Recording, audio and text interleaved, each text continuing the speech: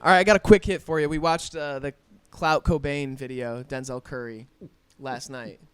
Yeah, love the video. Yeah, what do you think? Give me your thoughts. Vaudeville. It seemed, I think, yeah, what did I say right after? I said we can thank Donald Glover for that. One, Yeah. like the shot, like the suicide at the end scene made me think, like, man, it's become really easy to show, like, blunt violence like that. And, like, I don't know, it's good that people can, like, they're not going to see that and be like, oh, man, he's suicidal. They're going to see it and be like, whoa, like, that was, like, you know, a little deeper. Like, they're going to be thinking about it.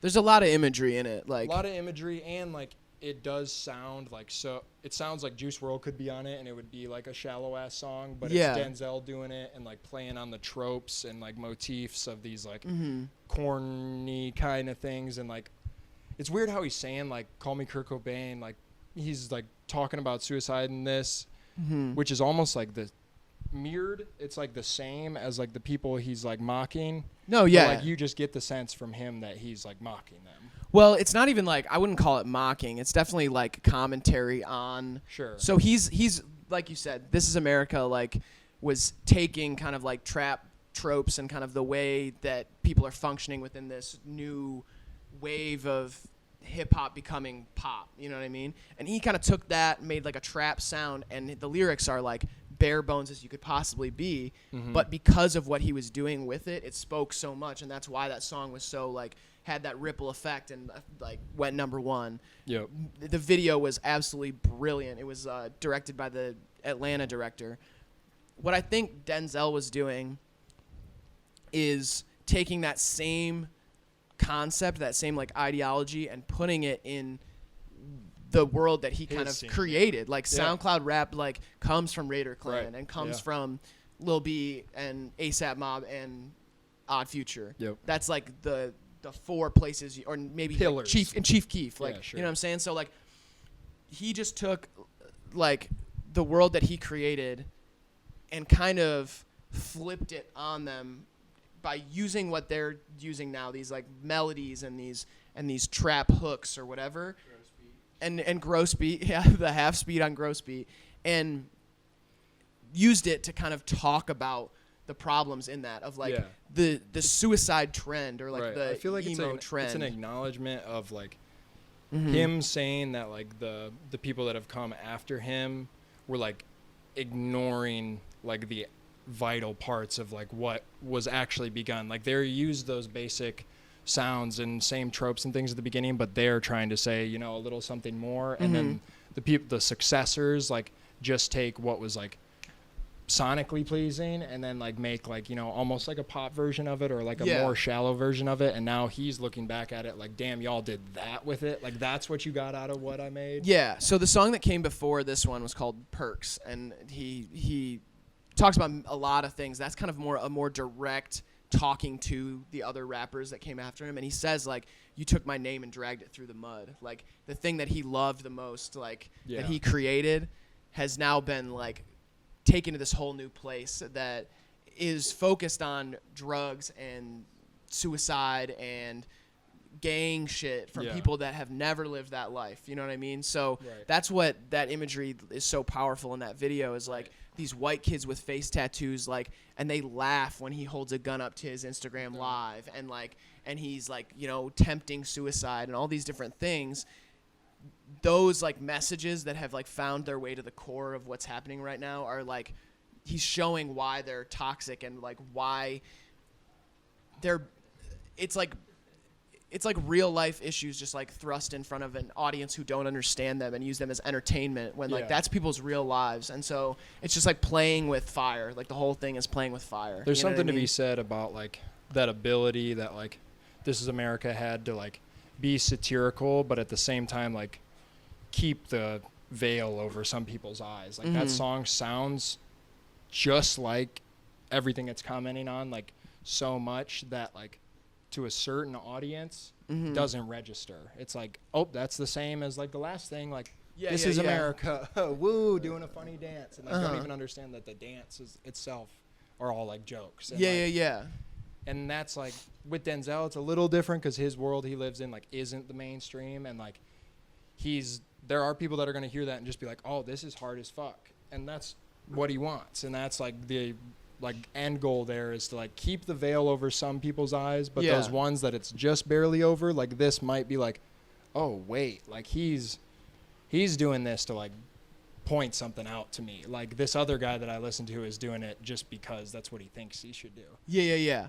And that's what I loved about Donald Glover going on all the late night shows and being like, I'm not explaining like I'm not going to tell you what it means, because that's not. Yeah, you want to keep it over. And that's the thing is like it means different things to different people, and that's the whole point. Yeah, you can't go out and be like, these people are wrong. This is why this and this is this, because then people are going to be like, you're a ass. Yeah, and that's what I love about the Clout Cobain video is like watching it with different people, like. I almost like I'm just curious to see people's reactions to it, because I think a lot of people could watch it and be like, man, this is a banger, like this like goes crazy and like whatever, and just miss the whole point and be like, man, that's a cool looking video, like that's what I love about it, is that I think it speaks to who is paying attention and who's not, and that whole atmosphere that it's created of like whether people are going to think about the commentary when it comes from this place, because it's like the medium is the message. SoundCloud rap isn't associated with like looking for messages. So like when Denzel has this message that's like so flipped and so like, I don't know, just like so nuanced, it's like, it's so cool to see that. He's like dude, there's like the Vaudeville imagery speaks like a lot on it. Like there was an era like when the conception of like jazz and like OG American music, like people were stepping like out of vaudeville, like stepping out of being like the tropes and like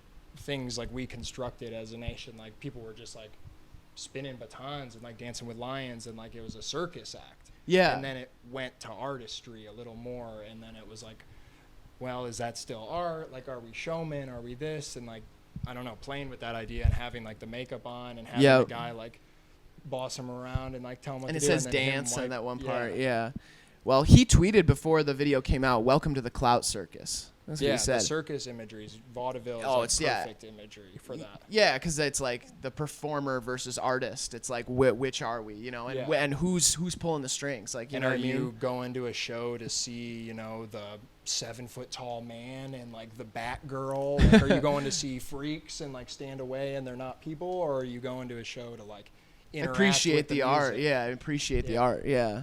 And that's like, because I think the bigger conversations, like, there's a lot of responsibility on the listener now more than ever to like recognize and like interact in the sound and like what's coming out, instead of just being like, this is fire, like here I go. Like, and with the access comes responsibility too, because like because like the more access you have to your favorite artists, the more you have to recognize that they're people too, and like they're artists that are conceiving of something and sharing it, instead of just like a faceless entity that you're interacting with, and your interactions have nothing to do with how they live their life. Because you can affect them now, like even just a nobody anywhere, by like spitting negativity at something or misunderstanding something or like loving the like suicidal imagery of something, or so much, or the drug life imagery that you see. If you love that enough and you like put that out into the world, it's gonna have like a snowball effect, and that hurts like people's real lives. So it's kind of like a but those same ones that love it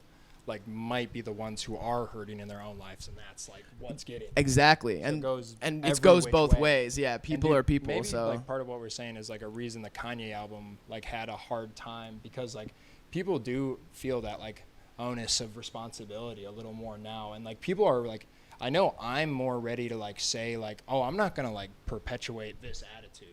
Like I don't care if that song's like good or not, but like I have so much access to other good music, and there's like a list that never ends of like very positive, like supportive people that are just like pushing boundaries every day. Like we're in the room with like two of the best at it, and it's just like, if you're gonna be so divisive, like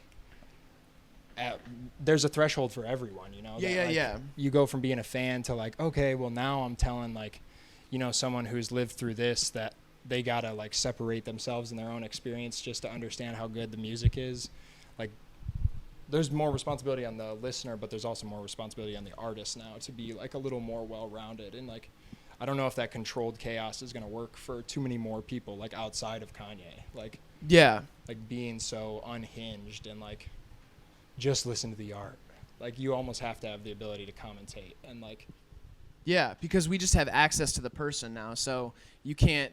It's harder to interact with art and not interact with the artist nowadays. And I mean, I don't know. I don't know where the responsibility lies in that because, like I was saying yesterday, like I don't know what the world is gonna look like if only the best people who never do anything wrong are the people making art. Because like flawed people and people Make with great flawed art. ideologies and people will change over time too. So like the worst person, someone with all these toxic ideas because of the, you know, they've absorbed them from society, they can change completely. And, you know, I don't know, just people like evolve over time. So it's hard to like take a snapshot of a person and be like, I can't support their art because of like something they believe. It's you more know? like a moment by moment, case by case thing. Like it's just like a natural maturation of music in general. Like as a community, like the people making and listening and sharing music like are more aware and everything. And it's just we're growing up more and more. It can't be as like silly. It almost has to be like naturally growing, like more mature.